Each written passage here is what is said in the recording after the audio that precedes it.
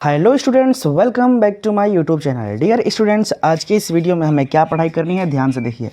आज हम समझेंगे विद्युत अपघटनी विधि द्वारा धातु का शोधन। ठीक है, धातु कर्म क्या है? तो अयस्कों से शुद्ध धातु प्राप्त करने के लिए जो भी प्रक्रिया की जाती है उसी को बोलते हैं हम धातु कर्म। तो अयस्कों से शुद्ध धातु प्राप्त करने के लिए टोटल 6 प्रक्रिया की जाती है। सबसे पहले सांद्रण, फिर निस्तापन, फिर भर्जन, फिर प्रगलन, फिर विषमरीकरण और इसके बाद लास्ट में धातु का शोधन। तो आज हम समझेंगे धातु का शोधन। ठीक है, ये 5 तरीके हम बता चुके हैं पिछले वाले वीडियो में। अगर आप नहीं देखे हैं तो आज के वीडियो के डिस्क्रिप्शन बॉक्स में भी उनका लिंक दे देंगे, आप वहां से देख लीजिएगा। या कुछ देर बाद यहाँ ऊपर आई बटन पे एक लिंक आएगी, उस पर क्लिक कीजिएगा तो डायरेक्ट आप प्लेलिस्ट पे चल जाइएगा ना। और भाग नंबर 1, 2, 3, 4, 5, 6, 7, 8 तक क्रम से आप देख लीजिए। ठीक है, तो आपको हर टॉपिक समझ में आ जाएगा।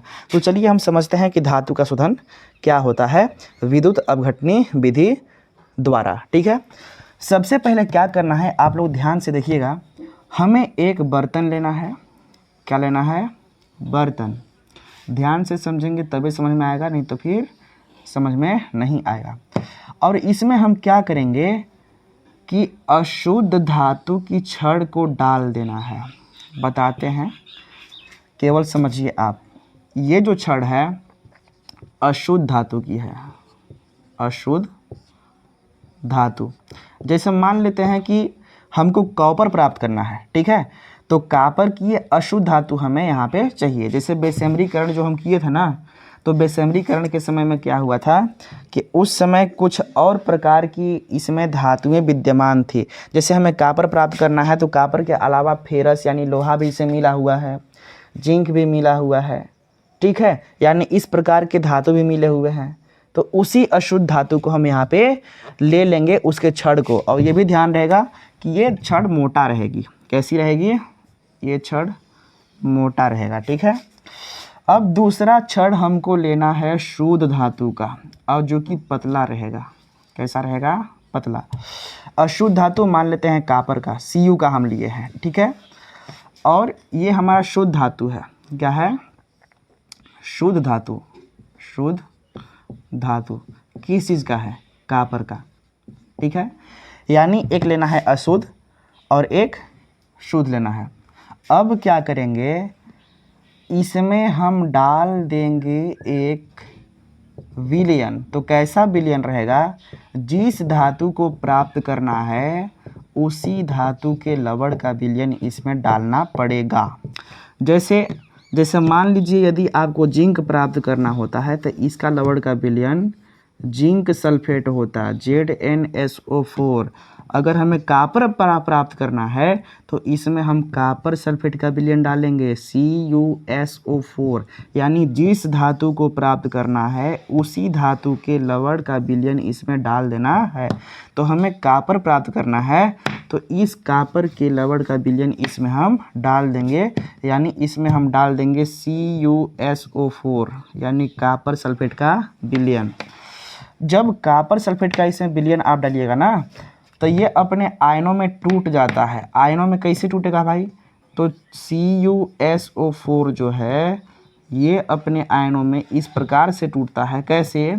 Cu के ऊपर 2 प्लस, प्लस में SO4 के ऊपर डबल माइनस। ठीक है, यानी इसका मतलब ये हुआ कि इस विलयन में बहुत सारे Cu के पॉजिटिव आयन होंगे, यानी Cu प्लस प्लस, फिर Cu प्लस प्लस, फिर Cu प्लस प्लस। ठीक है, उसी प्रकार से SO4 जैसे मान लेते हैं SO4 माइनस माइनस, फिर SO4 2 माइनस, यानी दो माइनस है ना इसलिए 2 माइनस लिखते हैं, यानी SO4 का 2 माइनस। यानी इस प्रकार से ना, यानी इस विलयन में जब कॉपर सल्फेट का हम विलयन डाले इसमें बर्तन में तो ये अपने आयनों में टूटा, यानी Cu प्लस प्लस और SO माइनस माइनस। तो हमें ये समझ में आया कि इसमें कॉपर के क्या बोलते हैं कि आयन है और सल्फेट के आयन है ना। हमें ध्यान क्या देना था कि सबसे पहले हमने अशुद्ध धातु लिया, यानी जिससे हमको धातु प्राप्त करना है, और जिस धातु को प्राप्त करना है उसका छड़ लेंगे। ठीक है, जैसे कॉपर का हमने शुद्ध छड़ ले लिया ना। अब हमें ये करना है कि इसको हम यहाँ से एक तार जोड़ेंगे, इसमें यहाँ से भी एक तार जोड़ेंगे, और तार जोड़ने के बाद में इसको बैटरी से जोड़ देना है। क्या करना है? बैटरी से जोड़ देना है। इसका मतलब ये होता है कि इसमें सेल मिला करके बैटरी बनाया जाता है। एक सेल, दो सेल, तीन सेल मिला करके, तो एक प्लस एक माइनस, एक प्लस एक माइनस, एक प्लस एक माइनस, यानी ये बैटरी है। यानी बैटरी के धन सिरे को जोड़ना है इसको, अशुद्ध धातु की छड़ को, ठीक है, जिसको हम बोलते हैं एनोड। क्या बोलते हैं? एनोड। और बैटरी के ऋण सिरे को जोड़ना है शुद्ध धातु के छड़ को, यानी कि इसको हम बोलते हैं कैथोड। क्या बोलते हैं? कैथोड बोलते हैं, ठीक है। यानी बैटरी के धन सिरे को जोड़ना है अशुद्ध धातु के छड़ के साथ। इसको अशुद्ध धातु को हम ऐसे कर दे रहे हैं, ठीक है। और जो शुद्ध धातु की छड़ है उसको हम बैटरी के माइनस टर्मिनल से जोड़ देंगे ना। जब इसमें जब करंट प्रवाहित होगा तो आप ज़रा ये बताइए, ये जब धन आवेश इधर जुड़ा हुआ है, जब धनात्मक टर्मिनल इधर जुड़ा हुआ है, तो इसका मतलब ये पूरा के पूरा धनात्मक हो जाएगा, ये पूरा धनात्मक हो जाएगा। जब माइनस ये जुड़ा हुआ है तो इसका मतलब ये पूरा के पूरा माइनस हो जाएगा ना। अब हमें थोड़ा सा ये सोचना है यहाँ पे कि ये जो कॉपर का डबल आयन है वो किधर जाएगा और SO4 का जो डबल आयन है वो कहाँ जाएगा। थोड़ा साफ लिखते हैं ना यहाँ पे, ठीक है। यानी SO4 जो है 2 माइनस, यानी SO4 2 माइनस और Cu प्लस प्लस, ये सारा चीज़ ना हमको ये देखना है। जो सल्फेट है वो किधर जाएगा और कॉपर जो है किधर जाएगा। तो आपको पता है कि जो सल्फेट है इसके ऊपर 2 माइनस है, 2 माइनस, ओके। 2 माइनस का मतलब है ये किसी से कर्ज लिया है। क्या लिया है? कर्ज। यानी इस पर माइनस आवेश है, इसका मतलब किसी से कर्ज लिया है, इसके ऊपर इलेक्ट्रॉन की संख्या अधिक है। क्या है? अधिक है। तो यहाँ पे SO4 2 माइनस जो है ये आएगा धन प्लेट की ओर, क्योंकि इस पर धन आवेश है, इस पर ऋण आवेश है, तो माइनस वाला प्लस की तरफ खींचा जाएगा ना। और जो प्लस आवेश है इस पे वो चल जाएगा माइनस वाले के तरफ में। ये जो प्लेट है ऋणात्मक हो चुकी है, इसलिए इसमें इलेक्ट्रॉन की संख्या बहुत ज़्यादा होगा, ठीक है। तो कहाँ देगा भाई? तो जो सल्फेट आयन है ये क्या करेगा? जाएगा इसके पास, यानी अशुद्ध धातु के छड़ के पास, और यहाँ से बना देगा कॉपर सल्फेट, समझे। यानी ये इस कॉपर से मिला करके, या इसमें जो भी कॉपर रहेंगी उसमें से क्या करेगा कि कॉपर के साथ ये क्रिया करेगा, और कॉपर की क्रिया करके, कॉपर के साथ क्रिया करके ये कॉपर सल्फेट बना देगा। क्या करेगा? कॉपर सल्फेट बना देगा। जैसे ही कॉपर सल्फेट बनाएगा यहाँ पे, तो इसी कॉपर सल्फेट के विलयन में फिर से मिला देगा ना। हम पहले ही बता चुके हैं कि कॉपर सल्फेट का विलयन है। लेकिन जब इस सल्फेट आयन जब यहाँ पे कॉपर के साथ रिएक्शन करेगा, इस छड़ में उपस्थित कॉपर के साथ, तो बना देगा कॉपर सल्फेट, यानी फिर से बना देगा CuSO4। जब बनाएगा तो इसमें कॉपर सल्फेट फिर से इस विलयन में घुल जाएगा। जब कॉपर सल्फेट इसमें घुलेगा तो इसका मतलब कि कॉपर की संख्या इसमें बढ़ गया है। तो अब देखो भाई, इसमें यह करना है कि सल्फेट जाएगा इस छड़ के पास, यहाँ से कॉपर के साथ अभिक्रिया करेगा, अभिक्रिया करने के बाद कॉपर सल्फेट बनाएगा, कॉपर सल्फेट बनाने के बाद में फिर से इस विलयन में मिला देगा। यानी जैसे जैसे सल्फेट आयन इसमें उपस्थित कॉपर के साथ अभिक्रिया करेगा, वैसे वैसे इसमें के कॉपर निकलकर इस विलयन में मिलते चले जाएंगे। जैसे जैसे मिलेगा तो जो भी अशुद्धियाँ इसमें बची रहेंगे वो नीचे नीचे नीचे इस तरह से गिरते रहेंगे, समझे कि नहीं। कॉपर जब इसमें मिल जाएगा तो इसके अलावा जो बचेगा ना, यहाँ पे नीचे इकट्ठा होते रहेंगे, समझे कि नहीं। समझे मैं क्या बोल रहा हूँ? यानी जब सल्फेट आयन जब यहाँ पे गया, यहाँ से उपस्थित जो भी कॉपर है, तो कॉपर से केवल अभिक्रिया करके कॉपर सल्फेट बनाकर इस विलयन में फिर से मिला दिया, तो इसमें जो भी और धातु की अशुद्धियाँ हैं वे क्या करेंगे? नीचे ऐसे ऐसे गिरते रहेंगे, समझे कि नहीं। ये तो आप समझ चुके कि यहाँ से कॉपर निकल के आ रहा है इस साइड ना, यानी इसी विलयन में मिल रहा है। लेकिन यहाँ पे थोड़ा सा ये ध्यान दीजिए कि जो कॉपर का धन आवेश यहाँ पे है ये कहाँ जाएगा? सल्फेट तो यहाँ गया और यहाँ से कॉपर को लेकर के फिर से यहाँ पे आया और इसी विलयन में मिला दिया। लेकिन ये कॉपर का डबल आवेश कहाँ जाएगा भाई? तो ये देखो माइनस की तरफ जाएगा। ये प्लस है तो ये जाएगा माइनस की तरफ। और इस पर अगर 2 आवेश है, क्या कितना है? 2 आवेश, यानी प्लस का ना।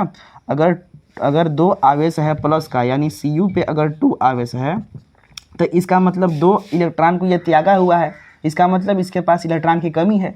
तो जाएगा इसके पास और यहाँ पर बहुत सारे इलेक्ट्रॉन है, तो यहाँ पे जो भी इलेक्ट्रॉन है उसको ग्रहण कर लेगा ना। यानी 2 इलेक्ट्रॉन की कमी है और यहाँ से इलेक्ट्रॉन को ले लेगा। लेने के बाद जब लेगा तो इसी में चिपक जाएगा, समझे कि नहीं मैं क्या बोल रहा हूँ। यानी यहाँ से जाएगा तो 2 इलेक्ट्रॉन को ले लेगा, लेने के बाद बना देगा कॉपर। ठीक है, यानी कॉपर पे 2 आवेश है, इसका मतलब 2 इलेक्ट्रॉन पर ऑलरेडी त्यागा हुआ है ये, और इसको 2 इलेक्ट्रॉन की कमी है। तो जब कमी है तो पूरा करने के लिए जाएगा इस प्लेट की तरफ जिस पे बहुत सारे माइनस माइनस यानी इलेक्ट्रॉन उपस्थित हैं। तो ये जाएगा और इस इलेक्ट्रॉन से अभिक्रिया करके यानी यहाँ से इलेक्ट्रॉन को अपने अंदर रख लेगा, और रखने के बाद इसी पे चिपकने लगेगा ना। तो इससे हमें ये पता चल रहा है कि इसमें का जो कॉपर है ये घूम रहा है इस साइड, यानी यहाँ से निकल के इस विलेन में मिलते चला जा रहा है और इस पे कॉपर चिपकते चला रहा है। तो इसमें से कॉपर निकल रहा है और इसमें चिपक रहा है। तो इसका मतलब ये हो गया कि ये जो छड़ मोटा लिए थे वो धीरे धीरे पतला होता चला जाएगा, और ये धीरे धीरे मोटा होकर के चला जाएगा ना। यानी इसमें से जैसे जैसे कॉपर निकलेगा ये पतला होते चले जाएगा, और इस पर जैसे जैसे कॉपर चिपकेगा वो मोटा होता चले जाएगा ना। तो इस प्रकार से ये हुआ कि हम कॉपर को प्राप्त करना चाह रहे थे, तो हम कॉपर की एक अशुद्ध छड़ लिए थे और कॉपर की एक शुद्ध छड़, इसे हम बैटरी के धन टर्मिनल से, जिसको हम एनोड कह रहे हैं, और जिसको बैटरी के माइनस टर्मिनल से, जिसे हम कैथोड कर रहे हैं, इसको हम जोड़ देते हैं। जब जोड़ते हैं तो हमने क्या बोला है कि सल्फेट आयन जो है ये अशुद्ध छड़ की तरफ चली जाती है, और यहाँ पर जो कॉपर उपस्थित है इसमें उससे अभिक्रिया करके कॉपर सल्फेट फिर से बनाएगा, और कॉपर सल्फेट का विलयन यहाँ पर लेबे किए हैं तो उसी में विलयन में मिला देगा। जब मिलाएगा यानी इसका काम क्या है कि यहाँ पे जाना है और कॉपर को लेकर के यहाँ पे आना है और विलयन में मिला देना है।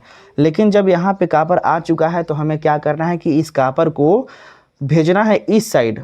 आपको नहीं भेजना है, ये ऑटोमेटिक चल जाएगा, क्योंकि यहाँ पे क्या है माइनस आवेश यहाँ पे है, ये है, यहाँ पे 2 इलेक्ट्रॉन की कमी है, क्योंकि इस पे धन आवेश है, इसका मतलब इलेक्ट्रॉन त्यागा है। जब त्यागा है तो इसको 2 इलेक्ट्रॉन चाहिए, तो 2 इलेक्ट्रॉन कहाँ से लेगा भाई, तो जाएगा इसके पास लेने के लिए। तो जब इसके पास जाएगा तो इसके ऊपर इलेक्ट्रॉन जैसे ही लेगा तो ये चिपका लेगा अपने पास। ठीक है ना।